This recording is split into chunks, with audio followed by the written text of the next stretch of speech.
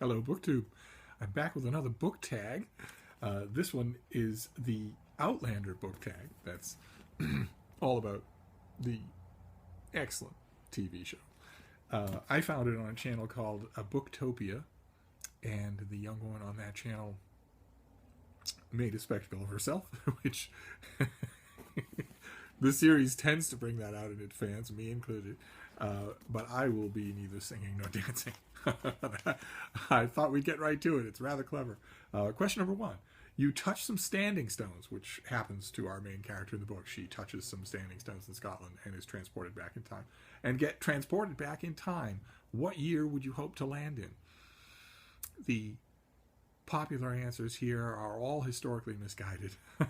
So for the sake of being a killjoy, I thought I would mention that I have a laptop computer that can hold any kind of writing I can do, weighs as much as a single book, and lasts on a battery charge for 10 hours. And I have a phone, a library, and a camera in my iPhone, which is the size of a playing card and has more computing power than the machines that put man on the moon. I'm good in 2016. Thanks very much. Question number 2. Claire is a very good nurse. What type of skill would you want to have if a fictional character excels at? First one that came to mind is from a contemporary novel that I just love. I'm sure I've recommended it to plenty of you and will happily recommend it to others. It's Body and Soul by Frank Conroy, and the main character there is a piano prodigy named Claude, and I would love to be able to sit at a piano and just draw forth magic the way he does. That would be incredible. Question number 3. Jamie and Claire are ultimate relationship goals, which is BookTube slang along the lines of wanting them in my life so they can give me the feels. But we'll let it go. What's your favorite fictional couple?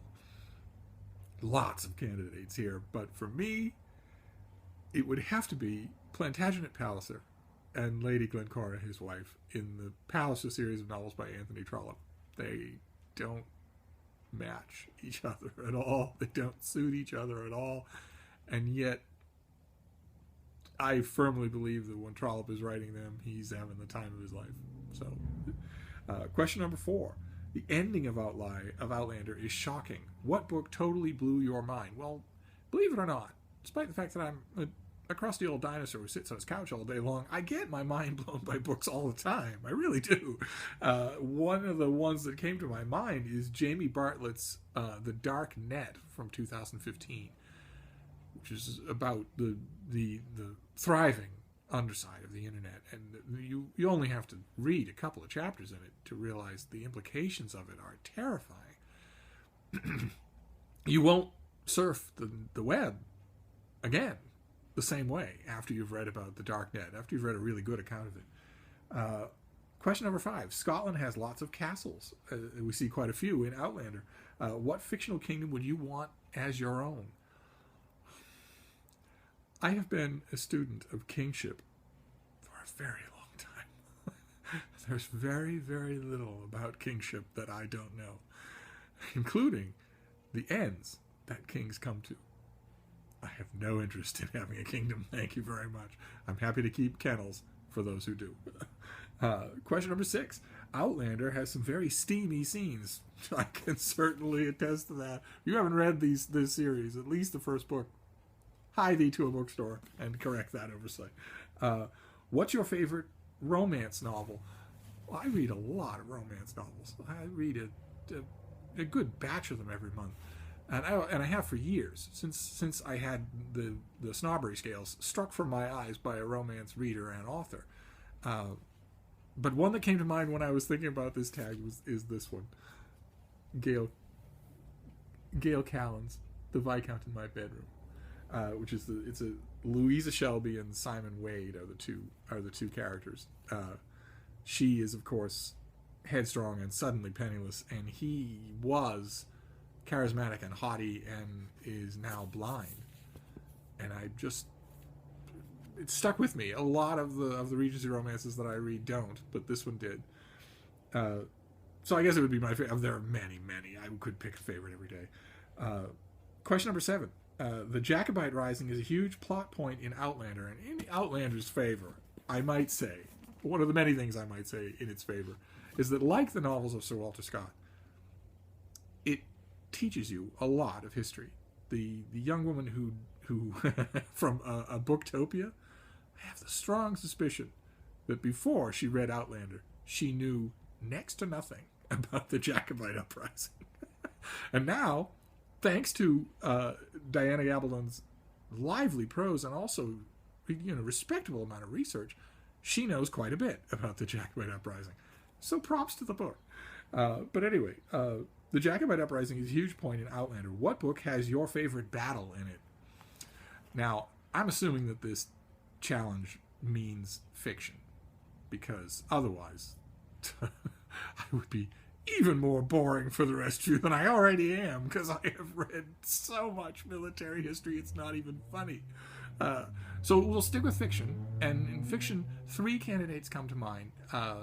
First one being the battle that concludes Dune, the battle where the shield wall is breached, and we realize and also the Emperor and his court realize that quite a bit of damage can be done by a vagabond prince riding a sandworm.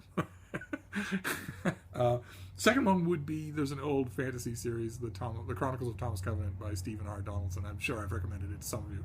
And the second book in the first trilogy of that series is called The Ill-Earth War, in which stereotypical, amorphous dark bad guy is threatening the stereotypically wonderful fantasy land. And there's a warrior named Hyle Troy who's from our world. He's been transported to that world, and he has developed a precisely calibrated battle plan to defeat Lord Fowl, the bad guy. And the whole book is leading up to that battle, and the famous military dictum is that no battle plan survives contact with the enemy. This is a spectacular case of that, and I've reread it a million times, and it never loses its jolt. And the third one for me, and probably the most impressive of all, would be A Memory of Light, Brandon Sanderson's 2013 concluding volume in Robert Jordan's Wheel of Time series, in which we finally get the Tarmon-Gaidon, the final battle that has been led up to for a dozen books, and Brandon Sanderson writes it for 200 pages, not scenes and bits and pauses. The action lasts for 200 pages. That's staggering. Hey, the writers out there know what it takes to write an action scene. Getting it to last for 5 pages is exhausting. 200 pages of action still staggers me even now. Question number 8. Jamie and Claire get married very unexpectedly. What fictional character would you marry? Question number 9.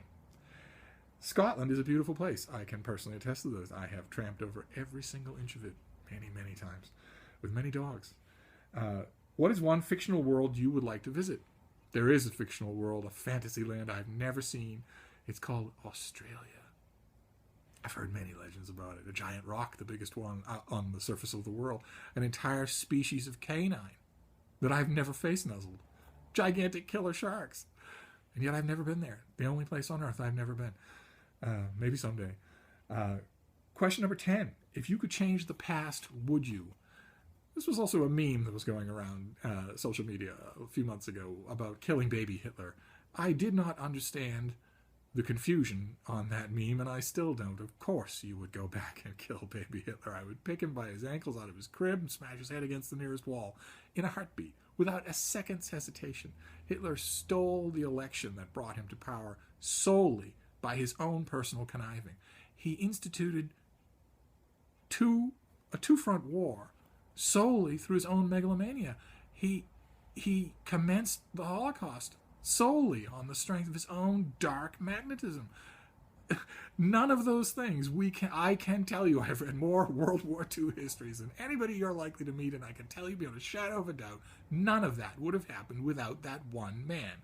So you go back in time to his crib in Austria, you pick him up by his ankles, and you smack him against the nearest brick wall until he's a pulp of bread. So, yes, I would go back and change things in the past. And question number 11, we got all the way to the end. Tag somebody. I have 3 people in mind. There's Chris from Reading Rhodes. It occurred to me the other day I never actually officially tagged him on his own BookTube channel. There's Joe from Bookseller Ravings, because I think it would be fun to see. He always picks out things that I don't expect. And there's Sabrina from Steakuccino, just because I love her channel. And that's it. That is the Outlander Book Tag. And as always, I tag everyone else too. Anybody who feels like doing it is a great deal of fun to think about. Thank you, BookTube.